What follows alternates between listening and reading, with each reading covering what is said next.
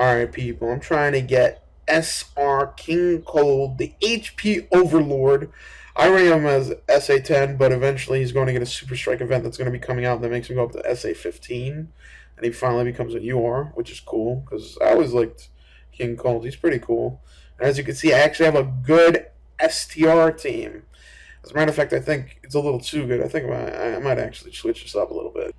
Alright, I swapped out that SR Vegeta with 5 Bardock.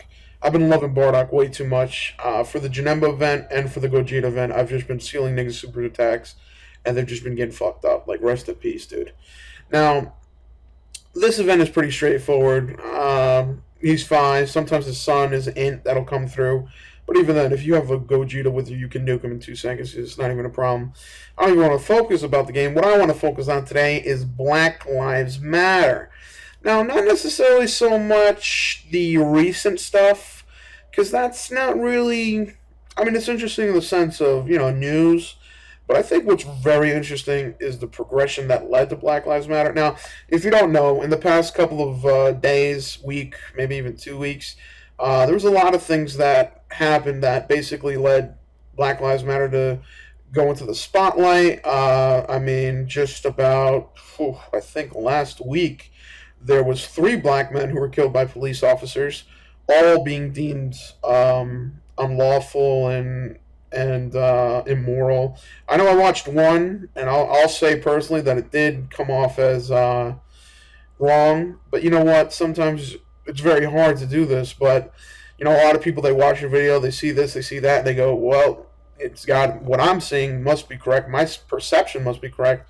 But there's things that go into it. There is a legal process. There is time that you have to take to see who is right and who is wrong in the situation. And I cannot say just because I think someone's wrong that they are wrong. There's the legal process exists for a reason. So I have no clue who's in the right, who's in the wrong. All I know is that 3 black men died. Black Lives Matter got a lot of press, and what actually what makes people very upset now is that I just took a fucking full on attack by King Gold. That makes people very upset. No, is that after all this, 3 black men were killed. What happened was is that in Texas, a pretty much racial extremist. I mean, you could say domestic terrorism. He's not with ISIS, but he basically went cuckoo for Cocoa Puffs and said, "Fuck the world. I'm going to kill these officers." He ended up shooting 11 police officers. 5 of them died.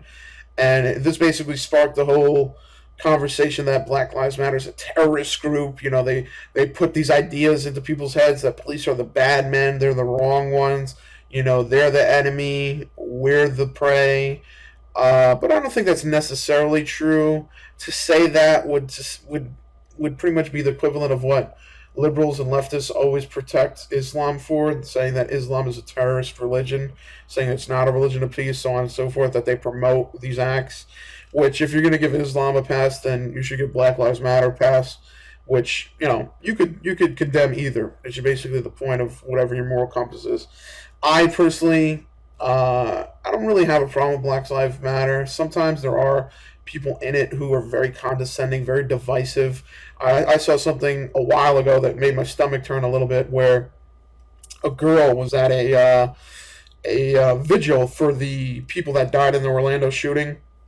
And she went to the podium and basically was like, "Wow, there's a lot of white faces here. I wish I saw all these white faces when we had our Black Lives protest a week ago."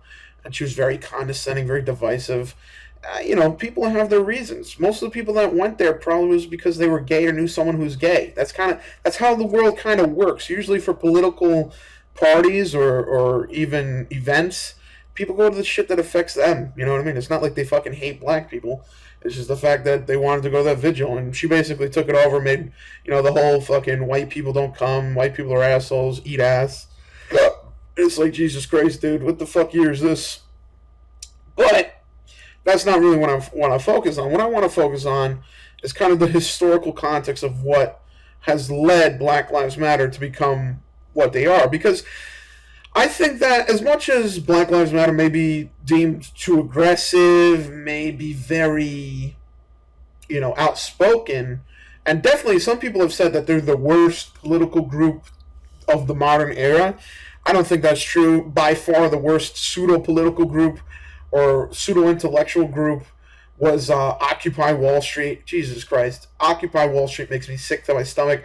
They occupied Wall Street. They sat there for days.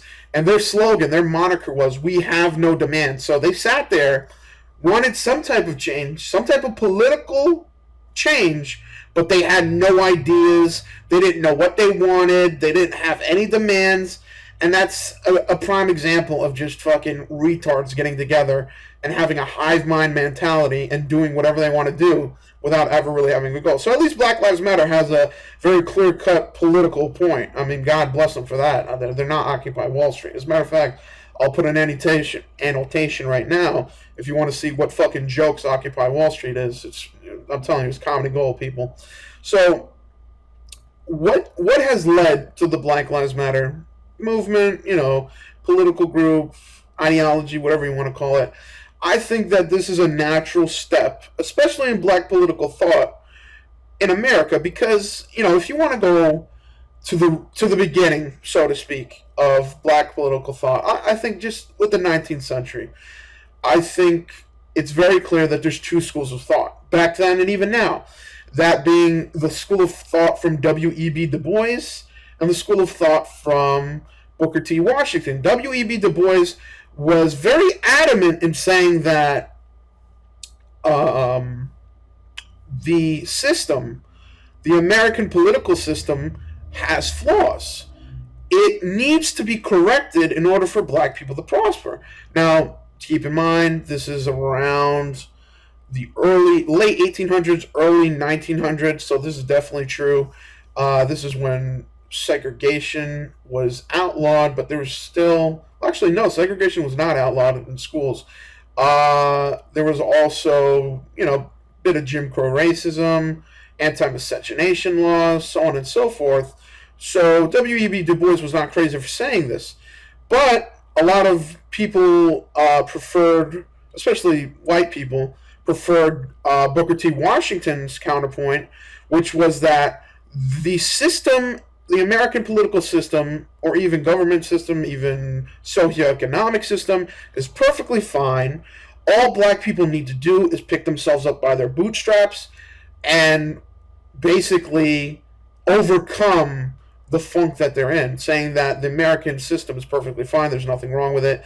Black people and white people just need to be kind of separate, and that, I got a card, and that black people need to pick themselves up. Now, this political ideology can be echoed in even the modern day. There's black people who are more conservative, who think that now there's definitely the Booker T. Washington point does have a little more ground. Segregation doesn't exist anymore. Anti-miscegenation laws obviously being race mixing, where interracial couples can get married now because of the 1967 Supreme Court case, Loving versus Virginia. So even today, there's people saying that, the system is, not right. We need more diversity. We need more systems in place to promote diversity. And then there's others who say, no, the system's perfectly fine. Stop trying to promote people who are perfectly fine in society. So even today, that political ideology exists. Now, a little bit later on, as you move forward, just kind of skipping ahead, you kind of go into the Martin Luther King and Malcolm X era. Now, before I go on, let me just say that from the W.E.B. Du Bois era to the Martin Luther King era, one thing kind of remained constant, and that is their political progression, what they use in order to project themselves and make themselves better, was the legal process, which is one of the most admirable civil rights movements is definitely the African American movement, because they God bless them, beautifully used legal defense funds. They used Supreme Court cases. Sometimes it backfired, and it was not their fault. For example, if you look back in 1896, the Supreme Court case Plessy versus Ferguson, that Supreme Court case actually constitutionalized and legalized segregation. Because of that Supreme Court case, America as a whole had segregation. And of course, then again, in 1954, Brown versus the Board of Education, that Supreme Court case was what struck down segregation. So you can definitely see that even back then, the legal system was not always fair. As much as I love the Supreme Court, they definitely did have racial biases back then. I mean, it's to say they didn't would be crazy.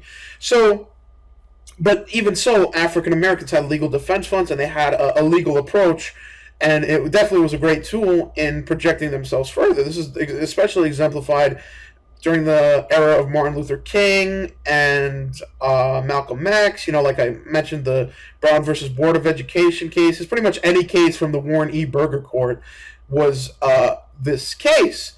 But the thing is that what you have to understand, because a lot of people, they look at the Malcolm X era, they look at the Martin Luther King era, especially Martin Luther King, and they go, wow, look how peaceful they were. They took their time. They didn't have to, resort to violence. It was nonviolent protesting. Everyone should do that.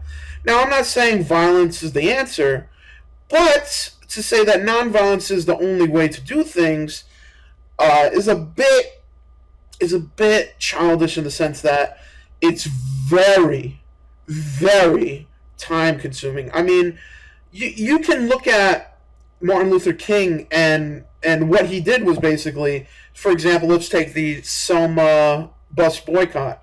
That bus boycott, you read it in the book, you read it as Martin Luther King boycotted the buses lost business, eventually black people were able to ride the bus.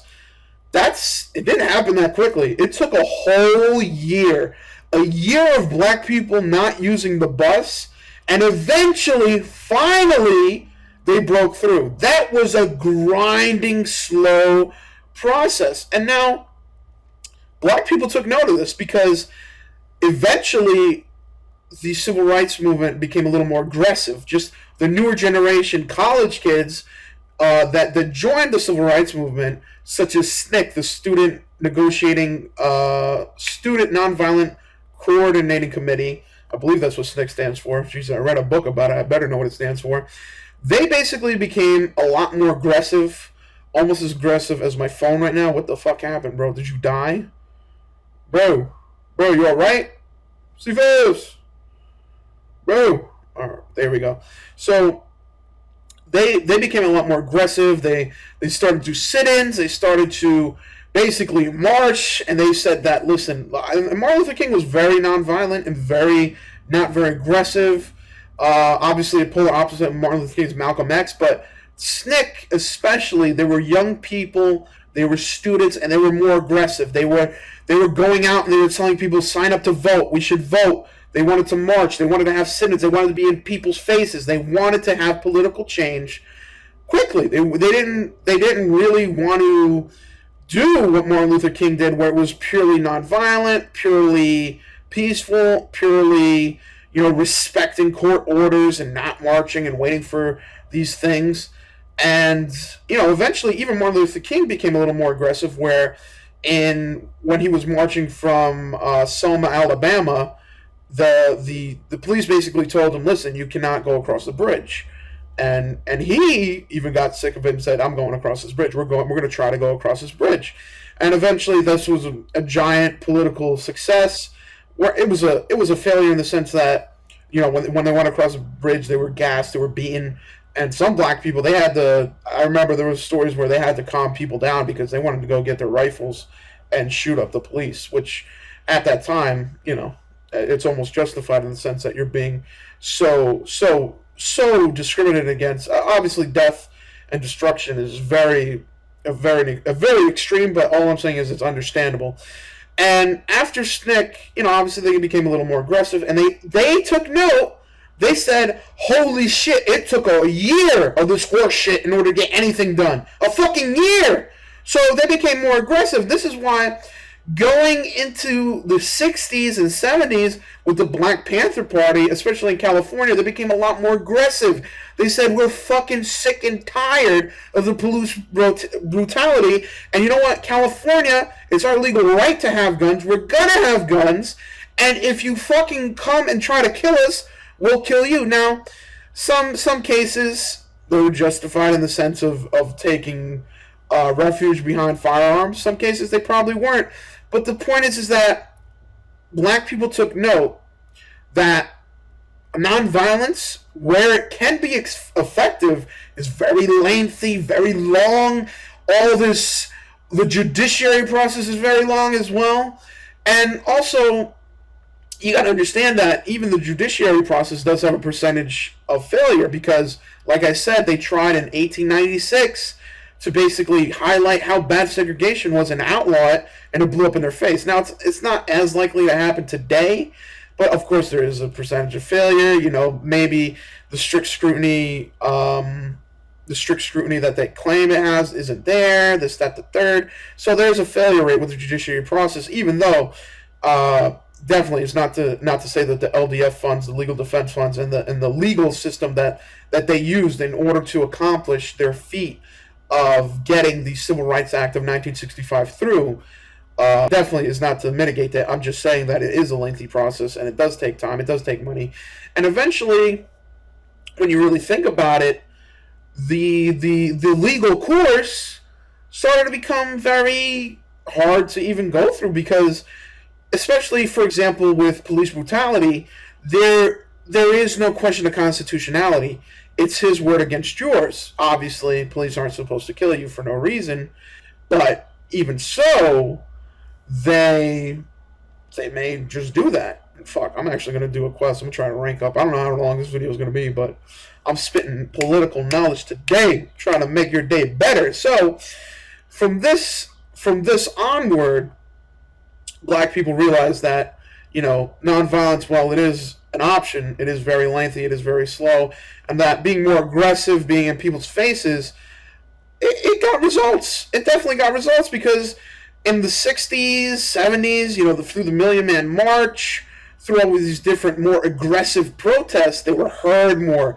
Their voices were heard more. Definitely people weren't as open to it. People, even today, people go, why can't people just be like Martin Luther King? Basically saying, why can't they be kind of, soft-spoken, not very aggressive, basically saying, take it easy. Don't be so aggressive. But when your rights are being threatened, when your political process is being slowed, I don't blame people for being aggressive. So this emulsion, this progression, this evolution makes sense for Black Lives Matter to be as aggressive as they are now. Is it fucking annoying that they go on the highway and they take up time and they make people go to work late? Yeah, it's annoying. I'd be fucking pissed too. But you know what?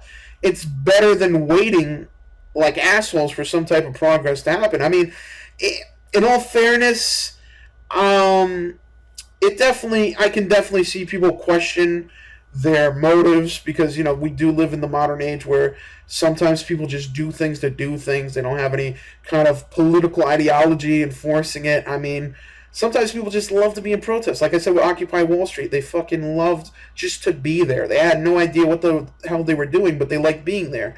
So, is the Black Lives protest warranted? To some degree, yes. Is it the worst political process? Absolutely not. I don't think it is. I also think that where they may be a bit divisive, they may be a bit condescending. I mean, you cannot say that they're not a polarizing group. I mean, some people hate them, some people love them. I personally, I kind of feel halfway.